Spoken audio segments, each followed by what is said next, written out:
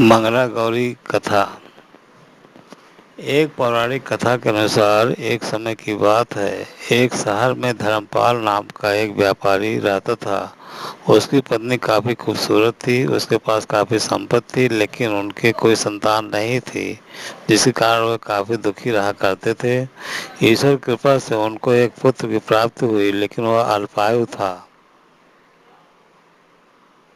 उसे यह श्राप मिला था कि 16 वर्ष की उम्र में सांप काटने से उसकी मौत हो जाएगी। संजोग से उसकी शादी 16 वर्ष से पहले ही एक युवती से हुई, जिसकी माता मंगला गौरी व्रत किया करती थी। परिणाम स्वरूप उसने अपने पुत्री के लिए एक ऐसे सुखी जीवन का आशीर्वाद प्राप्त किया था, जिसके कारण वह कभी विधवा नहीं हो सकती थी। अतः अपनी माता के इस व्रत के प्रताप से धर्मपाल की बहू को अखंड सौभाग्य की प्राप्ति हुई। इस वजह से धर्मपाल के पुत्र ने 100 साल की लंबी आयु प्राप्त की। तभी से मंगला गौरी व्रत की शुरुआत मानी जाती है। इस कारण से सभी नवविवाहित महिलाएं इस पूजा को करती हैं तथा गौरी व्रत का पालन करती हैं। अपने लिए एक लंबी सुखी स्थायी वैवाहिक जीवन की कामना करती हैं।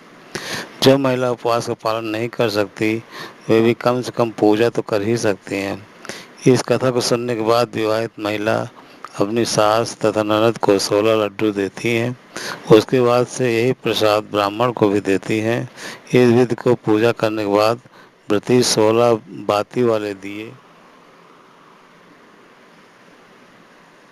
दिए से देवी की आरती उतारती हैं।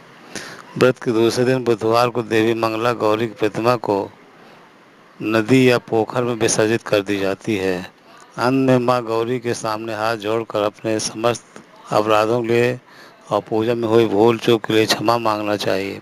इस व्रत और पूजा को परिवार की खुशी के लिए लगभग 5 वर्षों तक किया जाता है।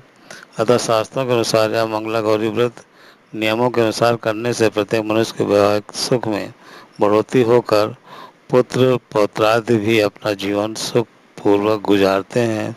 ऐसे इस व्रत की महिमा है। बोलिए मंगला गौरी चंडिका की जय।